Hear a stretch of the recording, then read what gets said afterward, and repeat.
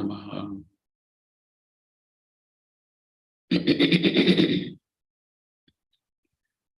Om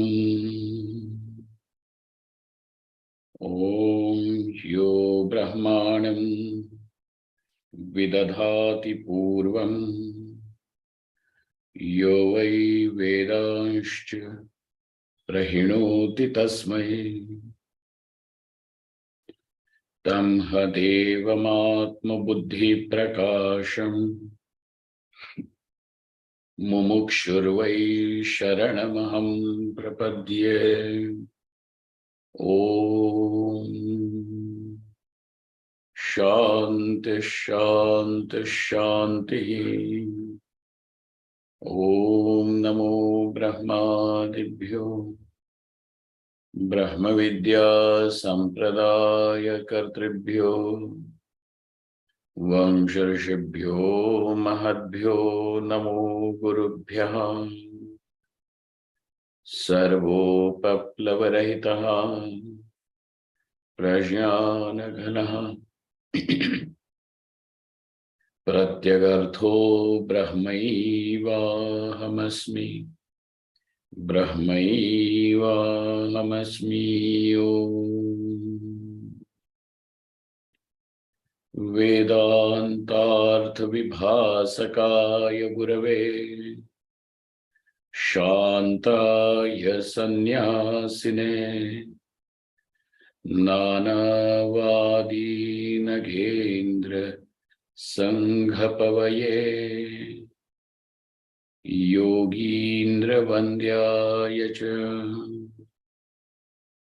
Mohadvanta Divakaraya Bhagavat Padabhidham Bibhrate Tasmai Bhashyakrite Namostu Satatam Purnaya Bodhatmane. Om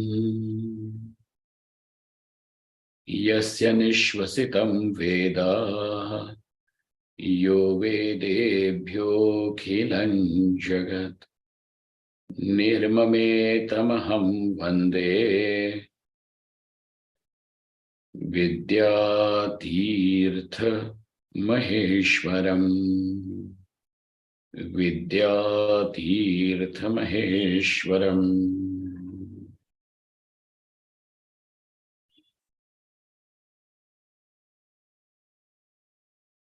So now one wants to know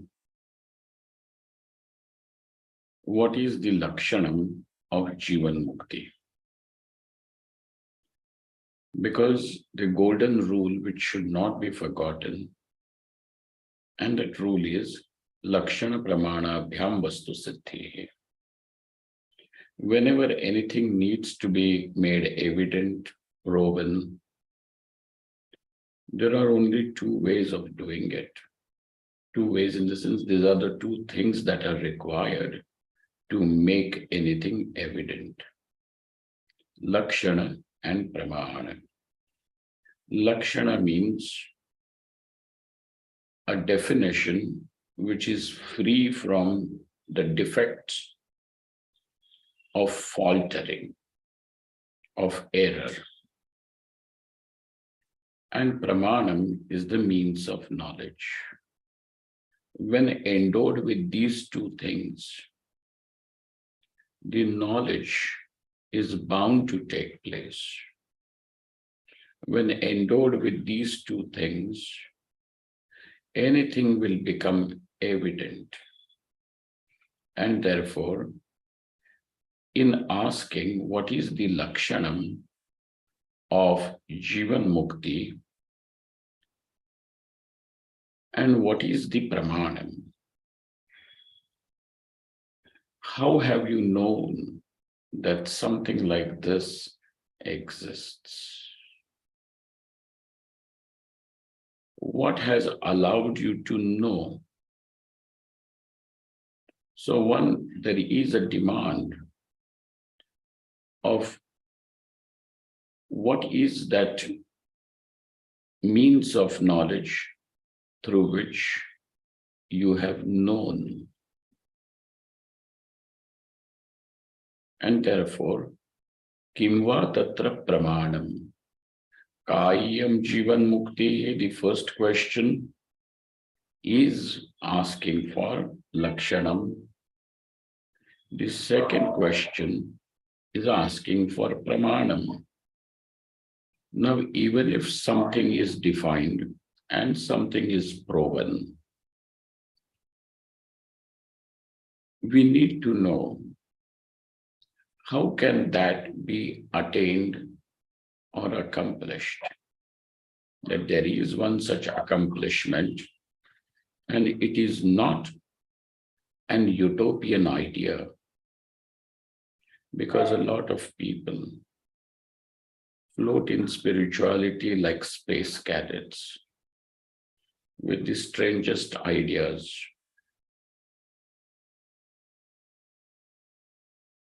Sometimes those ideas may be comforting, sometimes they may be very alluring, enticing. Just a few days back, I had this one girl talk to me, and she said that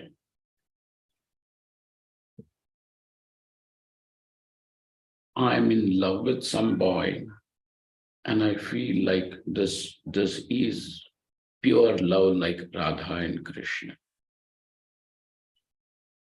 I said, over there, something about Radha and Krishna, which is said by the Puranas, is not meant for you to say, or for one to say that I'm good, this is how we are going to be. This is how ideally I'm going to be Radha, he is like Krishna. No. Over there, what is meant is the Jiva's most natural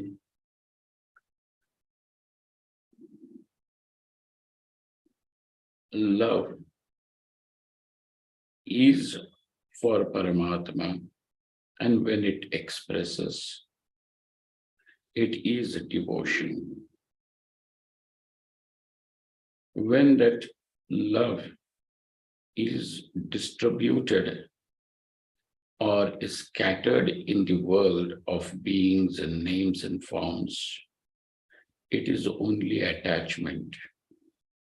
But if you want to prove your attachment as some sort of spiritual attainment, then it is an error. If you want to create a philosophy out of this error, by philosophizing it, by painting it very pink, then, sir, you are going to be mistaken. It will remain an utopian idea, and there will be an immense disappointment. There will be immense disappointment. Therefore, one needs to know that, the ideas that you are following, is it simply an utopian idea, or is it something that can be truly accomplished? Therefore, when Jivanmukti is an attainment, an accomplishment, is proven through the Pramana, then the second question comes as, what is its sadhanam? How can this accomplishment be attained? How can Jivanmukti be accomplished? Katham va tat siddhi. Therefore, there is this third question. The fourth question is, siddhava kim prayojanam? And even when this Jivanmukti is attained, what is it that it will finally deliver? What is the purpose of this accomplishment? Kim va tat prayojanam. This is the body of questions around which the entire text is constructed. Without keeping these questions in the focus, if we are trying to enter into the contents of what Vidyaranya Swami is speaking, you may find, there are certain spiritual instructions of self-discipline, etc., which are good, but you will not get the entire hold of what he wants to deliver. Therefore, let us remember, these are the 4 questions. Kayam Jivanmukti, Kim va tatra pramanam, Katham va tat siddhi, Siddha va kim prayojanam. Even if it is accomplished, what purpose does it serve? Kim va tatra prayojanam. So the first question is now answered. And that is, the answer is regarding the Lakshanam. So now, when it is going to be spelled out, the discussion is held as if it is Purva Pakshana Siddhanti, meaning there is a question, there is a doubt, and then that doubt is resolved. So this is the style in which most of the old ancient texts have delivered their goods. Now let us see. We have seen the Lakshanam, and once when the Lakshanam is given, it needs to be verified that is it really possible or is it not? That you have given this kind of a definition, but whatever it may be, but is it really possible or is it not to define Jivanmukti like this? So here he says, Jivataha Purushasya. It can be anybody, as long as the person is living. As long as you are going to discover the person to be an entity, a functional entity, a transactional entity, till then, Jivataha Purushasya Kartritva Bhoktritva Sukhadukhadi Lakshanaschitta Dharmaha. When you are saying he is a functional entity, which means he is endowed with body-mind equipment, and with that body-mind equipment, he is able to function in the world. And therefore, because of you and me finding him to be functioning in this world, he is over there a functional reality. So Jivataha Purushasya, so as long as the person is living, since he has the mind, and because of this, the mind is bound to transform itself in various thought patterns, in various experiences. And over there, it is the Chitta Dharmaha, for the mind to transform in these cognitions is the very nature of the mind. Okay, that is the nature of the mind. What kind of transformations do we find? Kartritvam, meaning according the status of being the karta, the doer, the doership. Bhoktritvam, meaning the experiencership. Sukham meaning the experience of joy, and dukkham meaning the experience of misery. So sukha, dukkha, kartritva, bhoktritva these are the transformations of the mind. And these transformations are natural because this is the nature of the mind, chitta dharmaha. Okay? So as long as the person is going to be alive, these transformations are bound to take place. Regardless of the fact whether the person is enlightened or ignorant, these transformations are bound to take place. The mind is going to project kartritvam, bhoktritvam, sukha and dukkham. Another thing about these chitta dharmas is we recognize them as klesha rupa.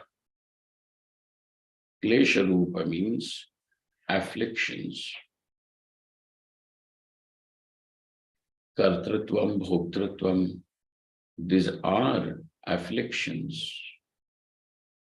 Similarly, mind transforming into the cognitions of sukha and dukkha, these are also afflictions.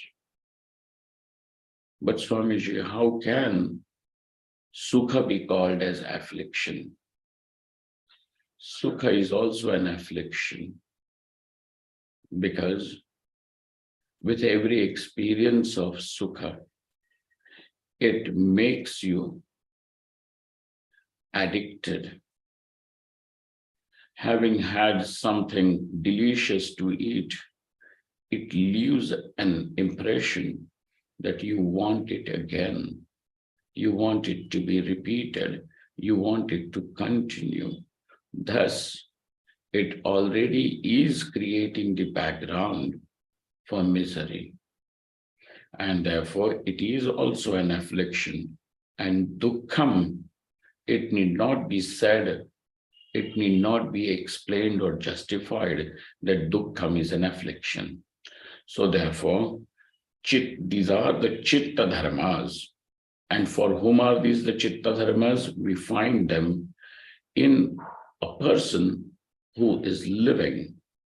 So for jivataha purushasya, kartritva bhoktritva sukha dukkhadi lakshanash-chitta dharmaha klesha rupaha. Then klesha rupatvat, because they are in the form of afflictions, nobody wants to have any afflictions. Nobody wants afflictions. In fact, you want freedom from affliction. Therefore, this itself now allows you to understand what is bondage. The bondage over here is that of these chitta dharmas. Why is this a bondage? Because these are afflictions. These are afflictions, and that's why they are bandhaha. Klesha rupatvat bandho bhavati.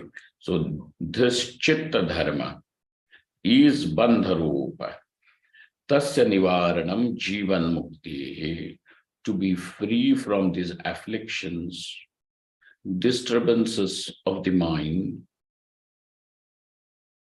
which are natural to the mind, is this freedom from these afflictions is called as Jivanmukti. This is the Lakshanam. So the definition is on our platter. Now we have to see that since the Siddhanti, the teacher, the author, has given us the definition, is this definition really valid? Is it possible? Or does it hold any kind of self-cancellation in its own pocket? So let us look. And so this Purva Paksha presents that impossibility over here. Nanu ayam bandhaha kim sakshino nivaryate kim va chittat.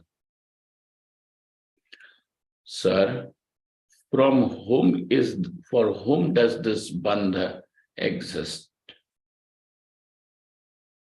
For whom does it exist? For the witness or for the mind? And if it is in the witness, which means is it for the witness, the bandha, or is it for the mind? Kimva chittat, from where will it be removed? Let us put it this way, this is a better thing. From where will this bandha, from where will this bondage be removed? From the witness, or witness in the sense the sakshi, atma, or from the mind? He says, nadyaha. It is, you cannot remove it from the sakshi. Why? Tattvajnane naiva nivaritatvat. Because the bondage is removed through knowledge. Whether it is the vidyadasha or whether it is the avidyadasha, whether it is the state of ignorance or whether it is the state of enlightenment. In both the cases, the witness is illumining these states. So, the sakshi is unaffected, the witness is witnessing consciousness, atma is unaffected by that. And if it was going, and sakshi means the one who does not undergo any change. In fact, he is the one, sakshi is the one who is the witness of all the changes. If you think you can change the sakshi, then the sakshi will not be sakshi.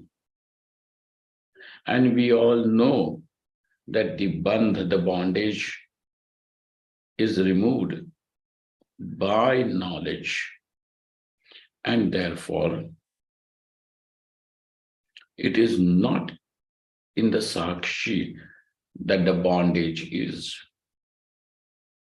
So the question still remains, if the bondage is not in the sakshi, then where is it?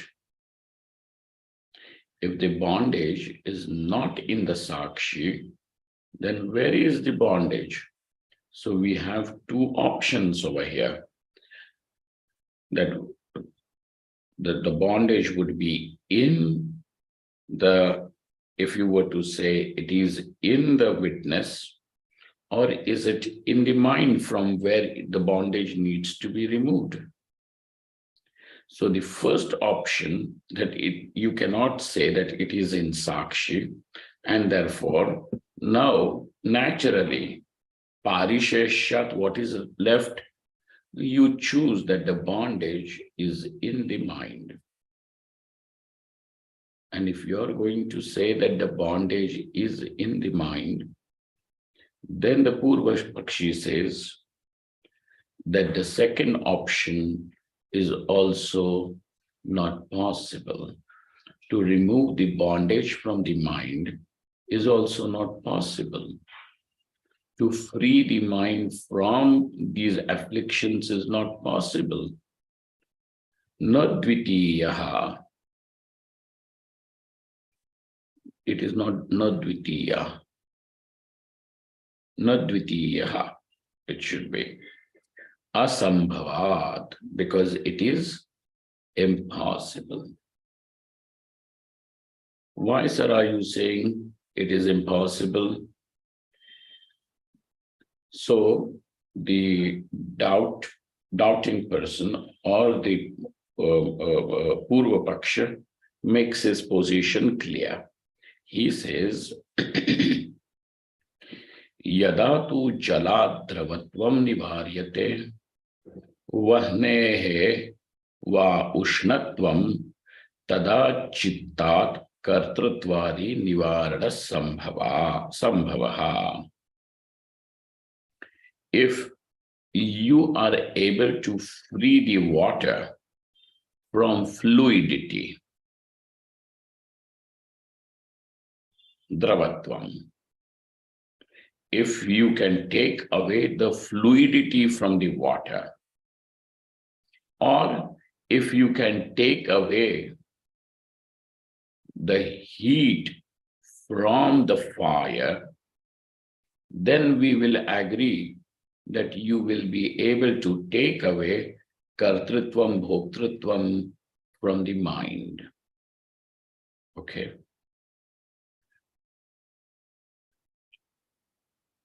Tada chittat kartrutvadi nivarana sambhavaha. Why are you saying that? Because swabhavikatvam tu sarvatra samanam. Because that what is the nature of the object cannot be taken away from the object. Fluidity is the nature of water, and therefore water cannot be bereft of fluidity. Heat is the nature of fire, and therefore fire cannot be bereft of heat. Similarly, kartrutvam, bhoktrutvam, sukha dukkha, etc. These are the natural modifications of the mind, meaning this is the nature of the mind to modify into these cognitions. And therefore this also cannot be taken away, because the nature cannot be separated from the object. Kartrutvam, bhoktrutvam, etc., being the nature of the mind, being natural to the mind, cannot be taken away. Mind cannot be deprived of it. And so therefore, even in the second option, it is not possible. So he expresses the impossibility of Jivanmukti as the definition shows. What is the definition? We should not forget that.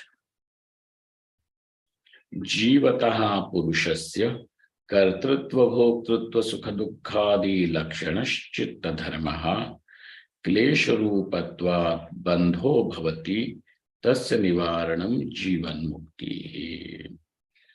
And in this case, the freedom from these modifications of the mind, from these cognitions of the mind, which are the very which are natural to the mind, that the mind will transform into these cognitions, kartrutvam and bhoktrutvam.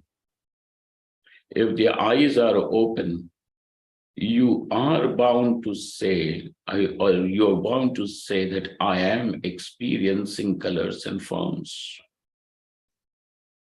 If your Shravanendriya, the auditory faculty, is intact, you are going to say that I am experiencing sounds, whether it is a melodious sound or a harsh cacophonic sound, does not matter. I am experiencing sound.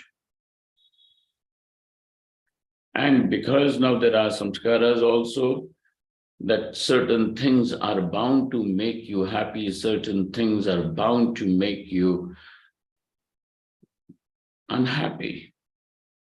And these are the natural modifications of the mind. This is the nature, this is the way, there is no other way, that the mind is bound to transform. And this is how the mind transforms. Nobody has taught the mind to transform into kartritvam or bhoktritvam. It happens. It just happens. Swabhava. And therefore, this, even the second option also is loaded with the defect of impossibility, asambhava, according to the Purva Paksha. So if the definition has any of those three defects, ativyapti, avyapti, and asambhavana, the definition is an erroneous definition. The definition is an erroneous definition.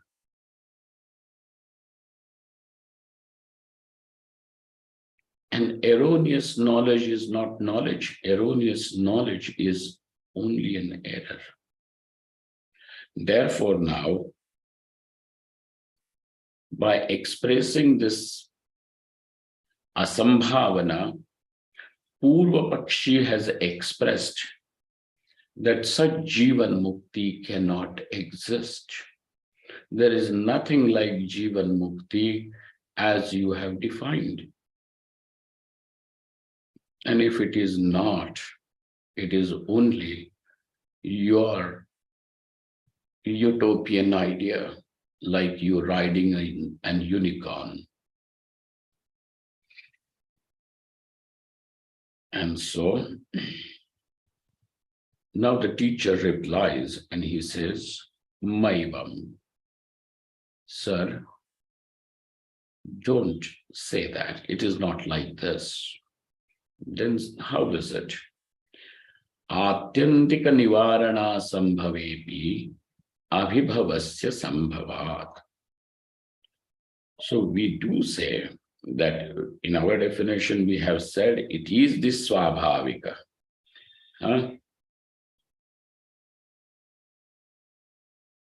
That these are the chitta dharmas, which means it is the very nature of the mind.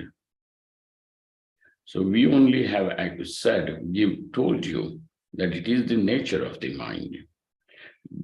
And therefore, atyantika nivarana asambhave api. Therefore, it is not possible to eradicate all these cognitions or absolutely. So the absolute eradication of these cognitions is not possible. Though absolute eradication is not possible, yet abhibhavasya sambhavat, yet these modifications, transformations of the mind can be subdued. Abhibhavasya sambhavat. It is possible to subdue them. It is possible to reduce their velocity. It is possible to reduce their impact.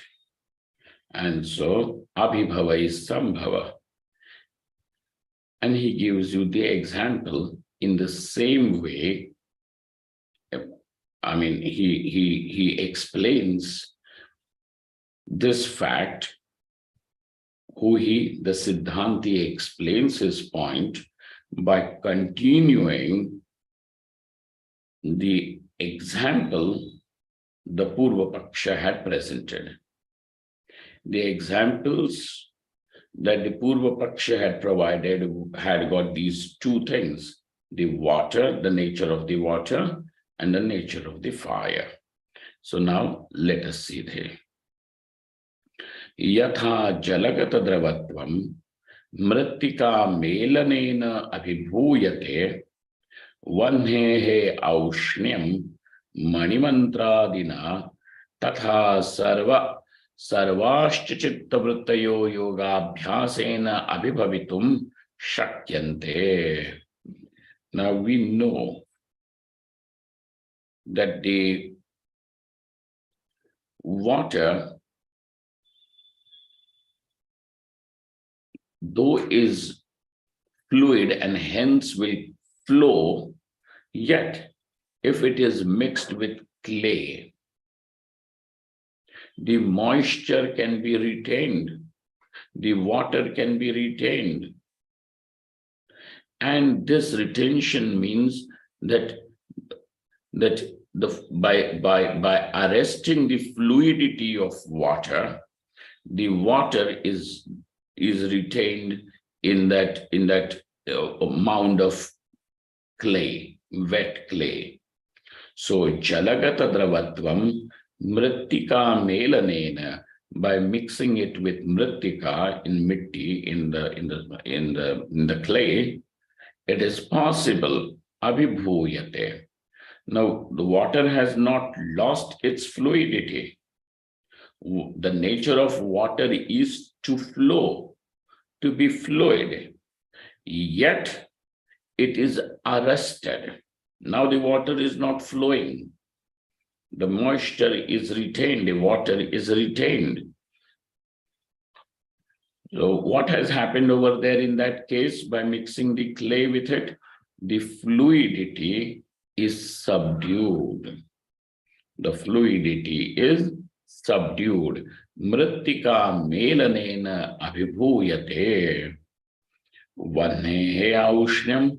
So also the heat of the fire also can be arrested. How? Mani mantradina. So there are certain mantras, or there used to be some kind of a money, a jewel or something like that, with which the heat of the fire can be prevented from burning the object. You don't have to, now I don't have to talk to you about what kind of mantras and money exists, but you can understand that if anything is cast into fire, is it not natural for the fire to burn it, which means the heat of the fire will burn the object that is cast into the fire. True? But say suppose if that object is wrapped in some coating which is fire resistant, fireproof, like when the satellites are released into the space, they have, because they have to withstand the heat of the sun when they are released from the orbit of the earth. But now the material with which they are created is fire or the heat resistant. And therefore, though the object is in contact with the heat or in contact with fire, the power of the fire to burn it down will not affect the object for it to be burnt. What has happened?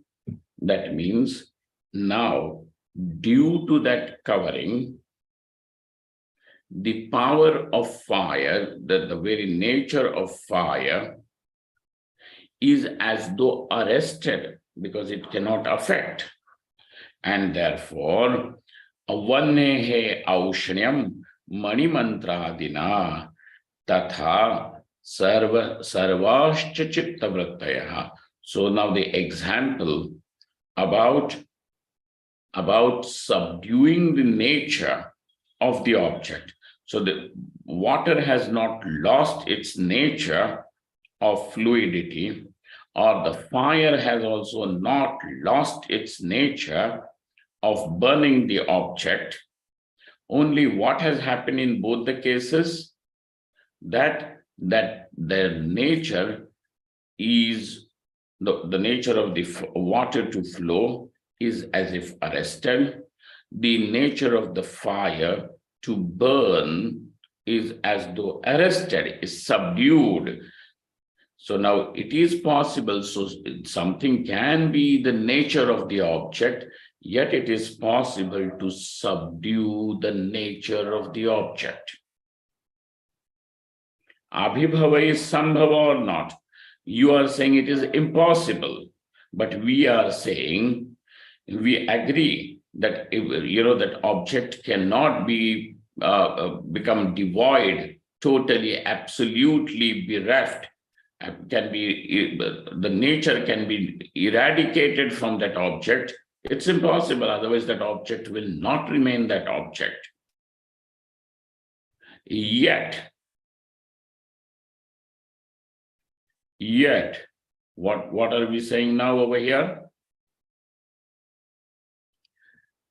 It is possible to subdue the nature of the object. What is the object that is under our discussion? The mind. What is the nature of the mind? To modify into cognitions of kartrutvam, bhoktrutvam, sukha and dukkha. To accord the status of experiencer and the doer to the self, and to see something as sukham and see something as dukkham. Though this is the nature, yet this nature can be subdued. Tatha sarva chitta vrityaha. All these chitta vrittis, why only these four? All the chitta vrittis can be subdued. How? Yoga abhyasena, through the practice of samadhi. Yoga abhyasa means the practice of samadhi, the practice of yoga. Abhyasa means practice, because the word abhyasa means doing something over again and again till it is perfected. Doing something again and again till it is perfected. Okay, but Swamiji, when we do japa, our mind runs here and there. So you will have to do the japa, because that is the only way you will make the mind stop running here and there. If somebody is going to say, no, when my mind is calm only, then will I do japa.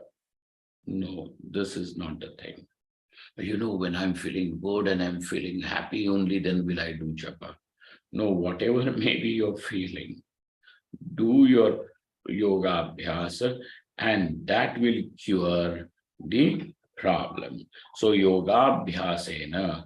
So just as in case of water, what was it that has arrested the nature of the water to flow? Mrittika melanam. What is it that has arrested the nature of the fire to burn? The heat-resistant coating.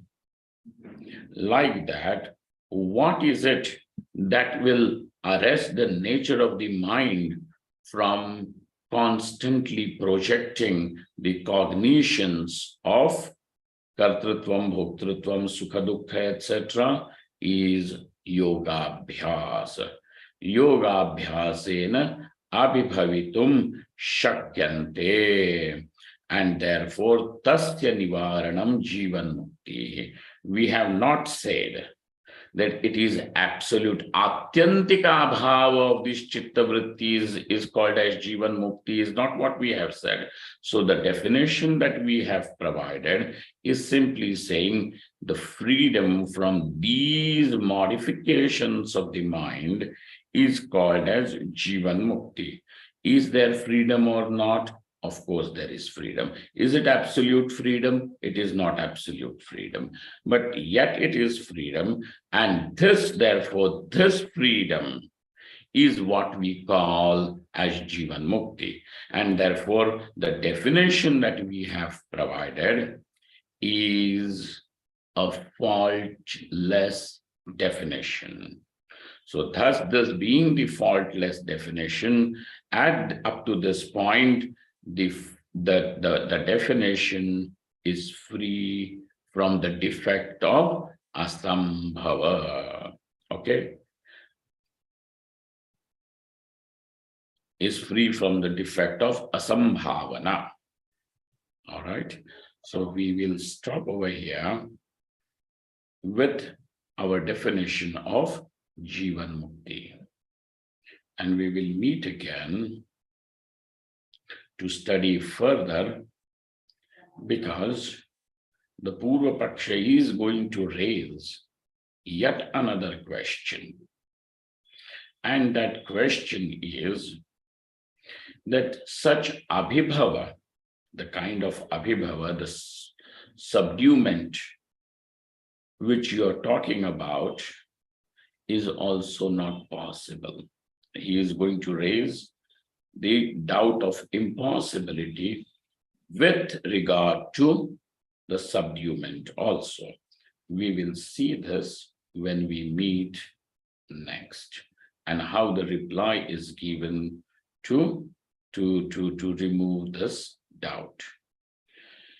Om Purnamadaha Purnamidam Purnat Purnamudachyate Purnasya Purnamadaya Purnamevavashishyate. Om Shanti Shanti Shanti. Shankaram Shankaracharyam Keshavam Badarayanam Sutrabhashyakritau Vande Bhagavantau Punah Punah. Ishvaro Gururatmeti Murti Bheda Vibhagine Vyomavadvyapta Dehaya Dakshina Murtaye Namaha. Om